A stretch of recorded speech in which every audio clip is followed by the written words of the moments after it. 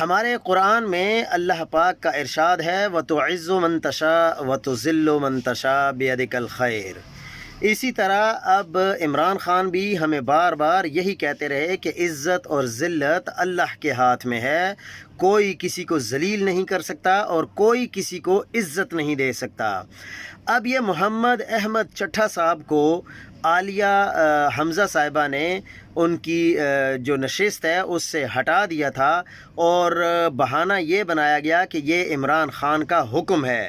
لیکن کل محمد احمد چٹھا صاحب کا ایک بہترین میسج آیا کہ تحریک انصاف کے کارکنوں کے لیے اس سے بڑی کیا بات ہو سکتی ہے کہ ان کا وزیر اعظم کہے کہ یہ دو میرے پرانے اور وفادار ساتھی ہیں۔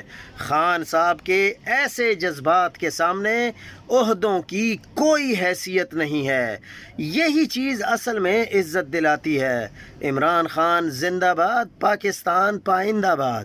ان سے حالانکہ ان کا عہدہ چھین لیا گیا، لیکن پھر بھی وہ سچائی کے ساتھ ڈٹ کے کھڑے ہیں، اور ان کو یہ بات بھی عمران خان سے سننے کی بہت زیادہ خوشی حاصل ہوئی کہ مجھے عہدہ نہیں چاہیے، مجھے عمران خان کے دل میں میرا مقام چاہیے، اور وہ عمران خان کے دل میں میرا مقام آلریڈی موجود ہے۔